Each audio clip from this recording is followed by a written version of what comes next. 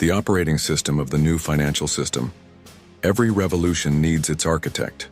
Bitcoin was the spark, the rebellion against centralized money. Ethereum became the builder's playground, proving what decentralized networks could do.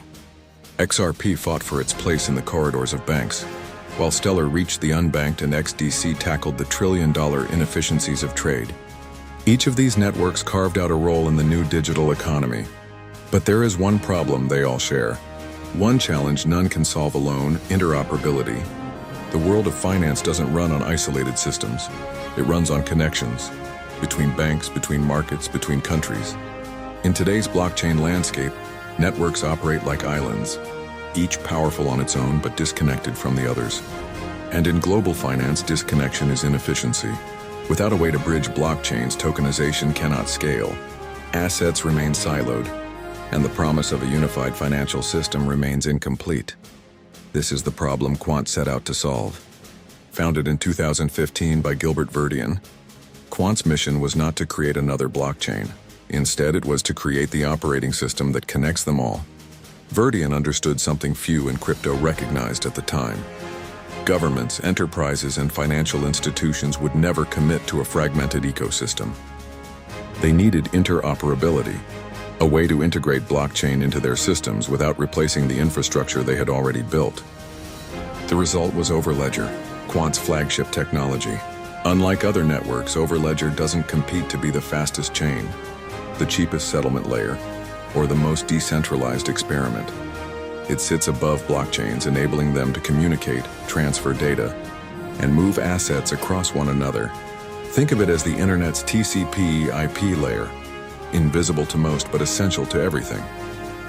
This vision puts Quant in a category of its own. While XRP, XLM, and XDC each solve critical problems in finance, Quant provides the architecture that ties them together. It's the meta layer, the glue of the new system. Without it, blockchains risk becoming walled gardens. With it, they become an interoperable web of value, able to support the global shift to tokenization. And the timing could not be more critical. The world is on the verge of adopting ISO 2022, the global messaging standard for payments and finance. By aligning with this standard, Quant ensures that Overledger can plug directly into the rails banks, central banks, and enterprises are already building. It's not about disruption from the outside, it's about integration from within. Unlike many crypto projects chasing hype, Quant's focus has always been enterprise and government adoption. Its partnerships reflect this. From central bank digital currency pilots to enterprise blockchain integrations, Quant is embedding itself in the places where the real transformation is happening, quietly, strategically, and with precision. For retail investors, this makes Quant harder to understand. It doesn't market itself with memes or slogans. It doesn't chase retail liquidity. It doesn't even operate like a typical crypto token. But for institutions, these qualities make it exactly what they need: reliable, compliant, invisible infrastructure. The irony of Quant.ES story is that it may never dominate headlines the way Bitcoin or Ethereum have. Most people will never hear of Overledger, just as most people have never heard of TCP/IP. And yet, without it, the digital financial system of the future cannot function. Because money doesn't just need to move, it needs to move everywhere, across borders, across networks, across blockchains. This is the role of Quant, not as another coin competing for dominance, but as the operating system of the new financial system. Welcome to the untold story of Quant, QNT, the OS of global finance. Part 1. The birth of Quant. The story of Quant begins not in the chaos of crypto forums or the speculative mania of bull markets, but in the quiet corridors of enterprise and government. It begins with a man named Gilbert Verdian. Verdian wasn't your typical crypto founder. He wasn't chasing hype or dreaming of overthrowing governments. His background was in cybersecurity and enterprise IT. He had worked with health services, financial institutions, and government agencies, where he saw firsthand the challenges of siloed systems, networks that couldn't talk to each other, legacy infrastructure that slowed innovation, a patchwork of technologies that worked in isolation but failed to connect. When blockchain emerged, Verdian saw its potential, not as a standalone technology, but as part of something bigger. He realized that for blockchain to truly change the world, It couldn't exist as a fragmented set of islands. It needed an operating system that could tie them all together. Much like the internet had required protocols like TCP/IP to unify disparate networks. In 2015, with this vision in mind, he founded Quant.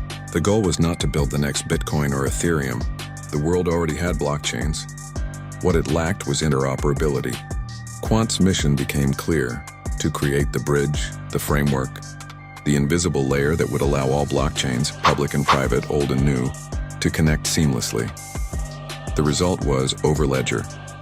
Overledger was designed not as a blockchain itself, but as a multi-chain operating system. It doesn't compete with blockchains. It empowers them. It allows enterprises to build decentralized applications, known as MDApps or multi-chain dApps, that can operate across multiple blockchains simultaneously. This means a single application could pull data from Ethereum, settle payments on XRP, and record assets on XDC, all without the user needing to know or care which chain is doing the work. It was an ambitious vision, and one that broke from the tribalism of the crypto space.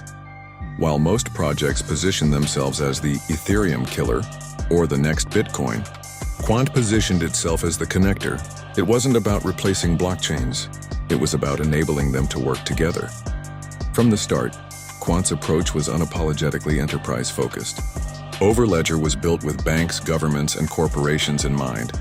Verdian knew that for adoption to scale, blockchain needed to integrate with the systems institutions already used. That meant compliance, standards, and security were not afterthoughts. They were the foundation. This orientation set Quant apart. In an industry fueled by hype and retail speculation, Quant kept its eyes on institutions. Its early work focused on solving real-world problems. From cross-border settlement to secure data sharing, it pursued patents and built technology that would withstand regulatory scrutiny. And while other projects shouted loudly in the marketplace, Quant moved quietly in the background, building relationships with enterprises and governments. For retail investors, this strategy made Quant easy to overlook. It didn't pump during hype cycles the way other coins did. It didn't dominate headlines with lawsuits or controversies. But beneath the surface, the architecture was being laid for something bigger. The birth of Quant was about patience and precision. It was about creating the OS layer for the financial internet of the future. Just as Windows or iOS became essential operating systems in the digital world, Quant's Overledger aimed to become the unseen but indispensable layer that powered global value transfer. In many ways, Quant wasn't born to be a competitor in the crypto race. It was born to be the finish line, the solution that ties everything together when the dust settles. And as we move deeper into the era of tokenization, the brilliance of that vision is becoming clear. Blockchains don't just need speed or security, they need connection. Without it, the new financial system remains fragmented. With it, the system becomes whole. This was the vision Gilbert Verdian carried when he founded Quant. A vision not for a coin, but for the architecture of the future. And it's a vision that may one day make Quant the most important piece of the puzzle. Not because it stands alone, but because it connects everything else. Part 2. The interoperability. Problem: every revolution in technology eventually faces the same question. How do you connect it all? In the early days of computing, companies built machines that were powerful but isolated. IBM computers couldn't talk to Apple machines. Networks ran on different protocols, unable to share information. It wasn't until universal standards like TCP/IP came along that the internet was born. Suddenly, every machine, regardless of brand, could connect. And with connection came exponential growth. Blockchain today faces the same problem. Each network is its own island. Bitcoin secures transactions but doesn't talk to Ethereum. Ethereum powers smart contracts but doesn't natively communicate with XRP or XDC. Private blockchains used by banks can't seamlessly connect with public blockchains used by individuals. The result is a fragmented ecosystem where innovation happens in silos and adoption struggles to scale. This fragmentation is more than an inconvenience. It's a roadblock to tokenization itself. If the future of finance is digital assets, currencies, stocks, bonds, trade documents, commodities, then those assets must move freely across networks. A bond issued on one blockchain needs to settle on another. A payment initiated in a central bank digital currency must reach a private corporate chain. A tokenized invoice on XDC must be financed and paid out on XRP. Without interoperability, None of this is possible. And that's where the promise of blockchain risks collapsing under its own weight. Because no single blockchain can do everything. Bitcoin can't run global smart contracts. Ethereum can't scale to handle every transaction on Earth. XRP can't tokenize every trade asset. Each network has its strengths, but also its limits. The problem is clear. Without interoperability, blockchains remain walled gardens. And walled gardens don't build global systems. They stagnate, unable to connect to the larger world. This is the challenge Quant set out to solve with Overledger. Unlike other projects that try to become the one chain to rule them all, Quant recognized early that the future would be multi-chain. Enterprises, governments, and individuals would use different blockchains for different purposes. The key was not to replace them, but to connect them. Overledger works by sitting above blockchains, acting as a meta layer. It doesn't matter whether a network is public or private, proof of stake or proof of work, permissioned or permissionless. Overledger can link them, allowing applications to access multiple blockchains at once. Developers can build MDApps, multi-chain decentralized applications, that pull strengths from different networks simultaneously. This changes everything. A bank could issue a digital bond on a private Hyperledger chain, settle payments on XRP, and record ownership on Ethereum, all through a single application running on Overledger. A logistics company could track supply chain documents on XDC, while integrating settlement in stablecoins across Stellar. For the end user, the complexity disappears. They don't see the chains, they just see a seamless service. Interoperability also solves the problem of liquidity. Right now, liquidity is fractured across blockchains, with pools of value trapped in separate ecosystems. With interoperability, liquidity can flow freely, unlocking efficiencies across markets.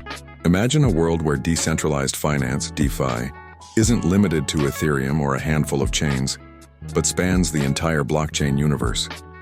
Overledger makes this possible, and for institutions, interoperability is not optional. Banks, central banks, and corporations will never commit to a single blockchain.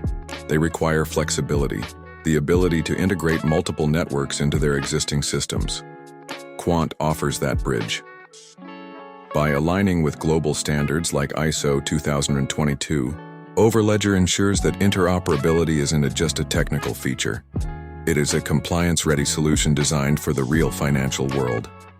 In the end, the interoperability problem is the greatest unsolved challenge in blockchain. Without it, adoption remains fragmented, tokenization remains limited, and the promise of a unified digital economy fades. With it, the future becomes inevitable, a seamlessly connected network of networks. This is the role of Quant. Not to be another competitor in the blockchain race, but to build the highway system that connects them all, the invisible architecture beneath the financial internet of the future. Part 3, ISO 2022 and Institutional Alignment. To understand why Quant matters, you have to understand the world it was built to serve. That world isn't crypto Twitter. It isn't retail speculation. It isn't even the early adopter crowd of developers and startups. It's the world of banks, governments, and multinational enterprises. And in that world, standards are everything. Right now, the most important standard in global finance is ISO 2022. It's not a coin, not a protocol, but a universal messaging system, a common language that financial institutions worldwide are adopting for payments and data exchange. By 2025, ISO 2022 will be the backbone of how money moves, replacing decades-old systems like SWIFT's MT messages. For a blockchain project to gain serious traction with institutions, compliance with ISO 2022 isn't optional. It's the price of admission, and this is where Quant separates itself. Overledger was designed from the beginning to integrate with existing financial infrastructure, not compete against it. Unlike many crypto projects, which see themselves as disruptors trying to overthrow banks, Quant positioned itself as a partner. Its technology was built to connect blockchains with legacy systems in a way that meets the security, compliance, and regulatory standards institutions demand. Overledger isn't about burning down the house. It's about rewiring the plumbing. This approach gives Quant something most crypto projects lack: institutional credibility. Governments and banks don't need to gamble on an untested system. With Quant, they can integrate blockchain into their existing workflows. Using a standard, ISO 2022, they are already required to adopt. It's not disruption, it's evolution. and the implications go beyond payments. ISO 2022 isn't just about transferring money. It's about transferring data-rich messages that can carry information about identity, compliance, and the nature of transactions. This is critical for the future of tokenization. If assets like stocks, bonds, invoices, or CBDCs are going to move across networks, they must carry metadata that institutions can read, process, and trust.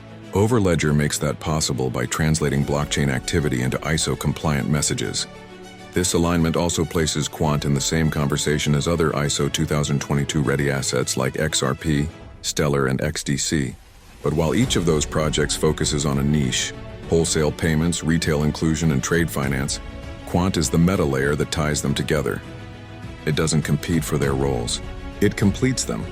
XRP can bridge currencies, XLM can power retail flows, XDC can tokenize trade, and Quant ensures they can all interoperate under the same standard. Quant's enterprise-first strategy has already attracted high-level partnerships. Through initiatives like the Digital Pound Foundation and LAC Chain, Quant has positioned itself at the center of central bank digital currency, CBDC pilots, and regional blockchain ecosystems. These aren't speculative announcements. They are proof that governments and enterprises see Quant as infrastructure, not theory. And then there's the licensing model. Unlike many projects that rely solely on token speculation, Quant designed its system so that enterprises pay licensing fees, in fiat or crypto, to access Overledger. These fees are converted into QNT tokens, creating real utility driven by institutional adoption. It's a model that mirrors traditional enterprise software, like Microsoft or Oracle, but applied to blockchain interoperability. For retail investors, this model can be difficult to grasp. QNT doesn't behave like meme coins or hype-driven tokens. Its value isn't designed around volatility. It's designed around scarcity and usage, the very things institutions respect. The bottom line is this: Quant isn't trying to convince institutions to adopt crypto. It's giving them the tools to adopt it on their own terms. In the world of banks and governments, that distinction makes all the difference. With ISO 2022 as the new global standard, Quant has positioned itself not as another blockchain project fighting for survival, but as the operating system institutions will quietly depend on. And just like TCP/IP in the early days of the internet, most people won't know it exists, but without it nothing will work. Part 4. Tokenization.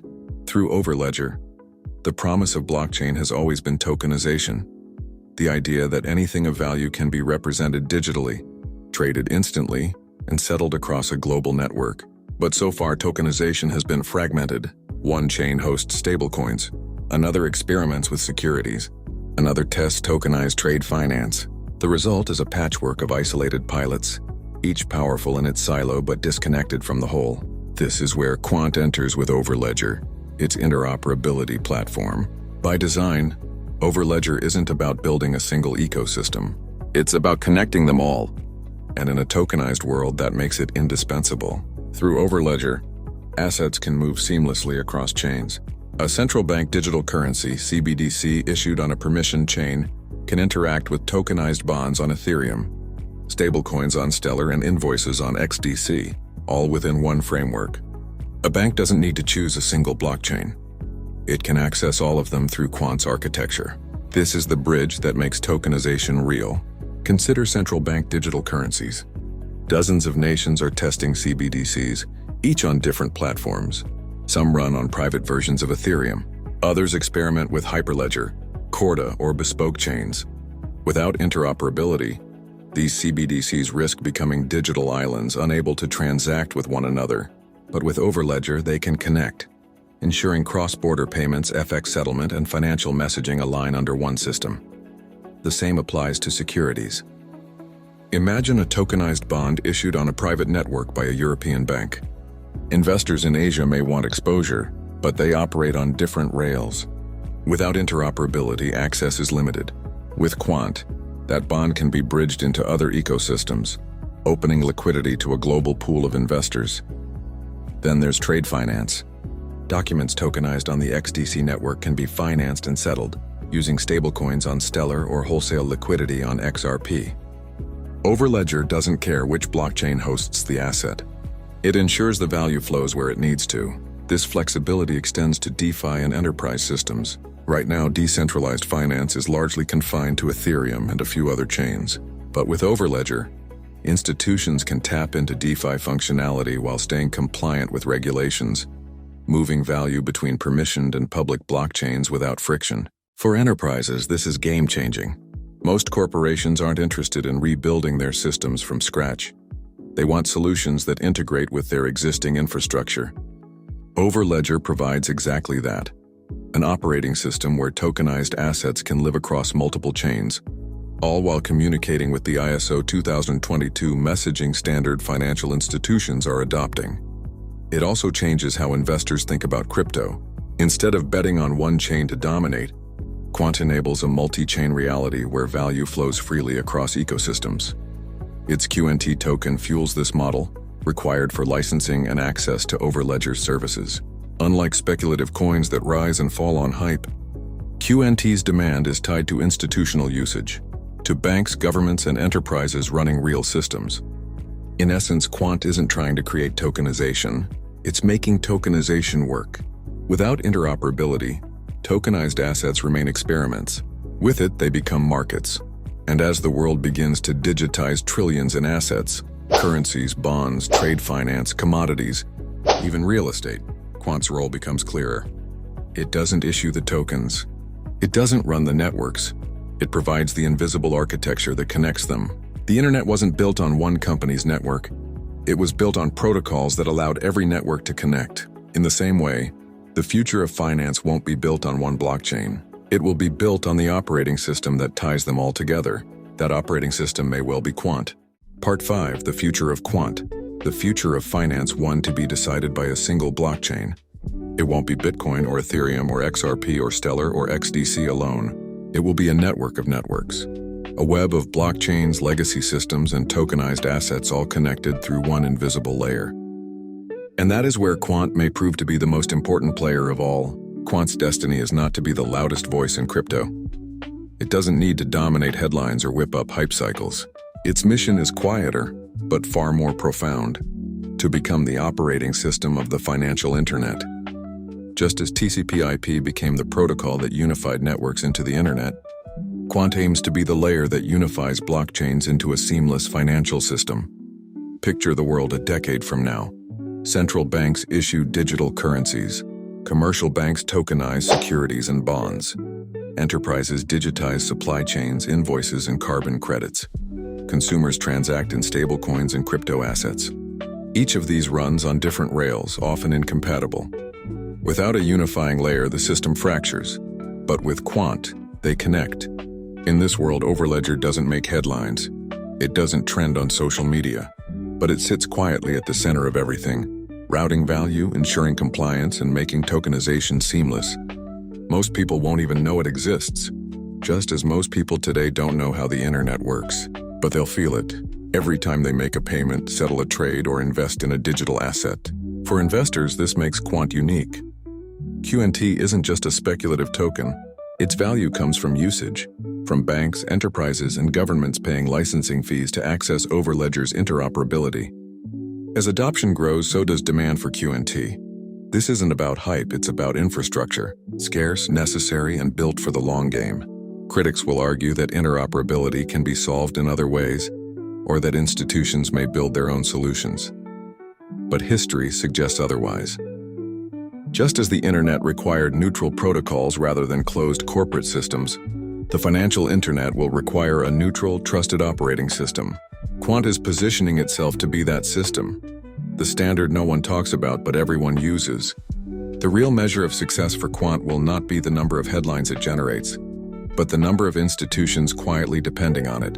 And if its vision succeeds, Quant may become the most indispensable piece of infrastructure in global finance, not because it replaces other blockchains, but because it connects them. In the story of money, XRP may move the banks, Stellar may empower the people, XDC may digitize trade. But Quant?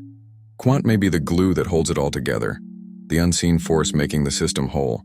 And when historians look back on the rise of the digital economy, they may not celebrate Quant with the same fanfare as Bitcoin or Ethereum, but they may recognize it as the protocol that made everything else possible, the hidden operating system. the invisible standard, the quiet revolution that connected the world. That is the future of Quant. The operating system Quant's story is not one of hype or noise. It is the story of architecture, of the invisible framework that allows the pieces of a new financial world to fit together. While XRP may move the banks, Stellar may serve the people, and XDC may digitize trade, Quant provides the operating system that makes them all work in harmony. It is the unseen layer, the silent standard, the OS of the financial internet. And like every great operating system, most people will never think about it. They won't need to. They'll just use it every time they move money, invest in a tokenized bond, or settle across networks. That is the quiet genius of Quant. Not to dominate the spotlight, but to become indispensable in the shadows. To be the glue, the bridge, the protocol that transforms fragmentation into connection. As tokenization scales, as CBDCs launch, as trillions of assets move on-chain, Quant may become the most critical technology you never hear about. The hidden operating system of a global financial revolution. Here at LTL Productions, we uncover the untold stories of crypto, the ones shaping the future beneath the surface. If you believe in this transformation, if you want to understand the systems that will power it, then this is where you belong. Subscribe to LTL Productions right now. Share this video with someone who still thinks crypto is just speculation. And join us as we tell the stories of XRP, XLM, XDC, Quant, and the networks that will redefine money itself. This is LTL Productions. Don't just watch the new system, understand the OS running it.